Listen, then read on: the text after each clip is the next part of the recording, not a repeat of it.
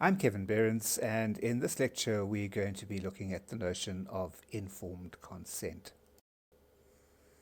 The objectives of the lecture are that by the end of the lecture, students should be able to explain how informed consent has developed into a key ethical notion in both research and in clinical practice. Should be able to describe and explain the four essential elements of informed consent, and to explain the key legal requirements for informed consent in South Africa. This is a photo of a young man imprisoned by the Nazi regime in the Dachau concentration camp. He was subjected to high-altitude experiments. The image most likely shows that he had just lost consciousness. He may even have died. 80 out of the 200 subjects in this experiment died, and the rest were later executed. The purpose of the experiments was to establish the limits of human endurance in conditions similar to those experienced by German pilots shot down at high altitude. Imprisoned for being Jews, gypsies, gay, or possibly for political reasons, the subjects were forced to participate in the trials. They had no say in the matter. All of this information came to light after the end of World War II in the Nuremberg war crime trials. The Nazi medical experiments on prisoners became the specific focus of some of these trials, with a number of doctors and other medical personnel being found guilty of war crimes. 7 received death sentences, 7 were acquitted, and the rest were sentenced to between 10 years and life in prison. As you know, these horrific abuses led to an international realization that there needed to be ethical standards for medical experiments using human subjects. And it led to one of the first human rights documents, the Nuremberg Code. Nuremberg included a number of principles, including, importantly, the principle that there should be an absence of duress or coercion, and that there should be voluntary consent.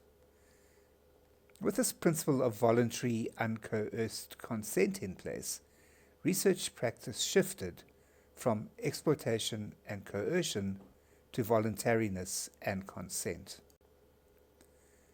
This principle of voluntary, uncoerced consent is the historical precursor of the contemporary notion of informed consent. Now, its roots lie in research ethics, and that's where it was first applied and where it was first developed.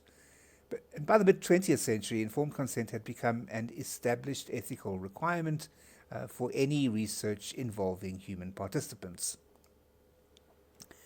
With time, however, this notion of informed consent shifted from just being applied within a research context to clinical contexts as well. In this lecture, we're going to focus on informed consent both for research participants as well as for patients in clinical contexts. Now, before looking more carefully at what informed consent is, we first look at how it gradually got taken up into clinical practice. This is the story of a shift away from paternalism to patient participation. In clinical medicine, paternalism was the order of the day until it began to slowly be challenged in the 20th century. Now, paternalism is the idea that health professionals treat their patients as though they are almost their parents, making decisions for them, making decisions on their behalf, and without their participation. An early American Medical Association Code of Ethics advised doctors that the obedience of a patient to the prescriptions of his physician should be prompt and implicit. The patient should never permit his own crude opinions as to their fitness to influence his attention to them. Healthcare professionals regarded themselves as the experts, and patients were expected just to do as they were told, without explanations. It took a concerted struggle over a few decades for patients to earn the right to participate in decisions in their own treatment. A number of court cases, particularly in the USA, gradually began to overturn the paternalist assumptions of the past. One of these was a case involving Pamela Davis, a 40-year-old epileptic. Her doctor had removed her ovaries and uterus without informing her. He told the court that he did it as caring custody, and that he had deceived her so that she would not refuse the treatment which he believed was good for her and in her best interests. The court in this case ruled that Americans' rights as free citizens prohibited a physician or a surgeon, however skillful or eminent, to violate without permission the bodily integrity of his patient and to operate on him without his consent or knowledge. What this case did was to legally establish the need to obtain consent for patients for treatment. But the need for patients to be fully informed in order to consent was only established in the US after a 1957 Californian Court of Appeals case involving Martin Ciego.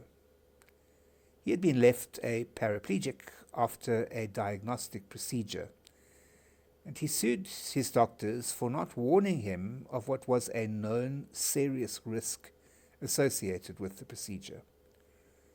The court ruled that a physician violates his duty to his patient and subjects himself to liability if he withholds any facts which are necessary to form the basis of an intelligent consent by the patient to the proposed treatment. Since then, it has become accepted in most countries that healthcare professionals have an obligation to obtain not just consent, but informed consent from their patients. Healthcare practitioners also routinely used to claim therapeutic privilege as a reason for withholding information from patients about their health status. Until the 1970s, most doctors thought that telling their patients that they had terminal cancer would harm them. But empirical studies showed that patients actually preferred to know the truth. Today, therefore, it's expected that healthcare practitioners will tell patients everything about their diagnosis unless there is really good reason not to do so. The burden of proof also rests on the healthcare practitioner who thinks that they have good grounds for not telling the truth. In summary, then, in research we have moved from experimenting on people without their knowledge to having strongly regulated practice that ensures participants' consent. And in clinical context, we have moved from paternalism to patient participation in their own treatment, including getting informed consent.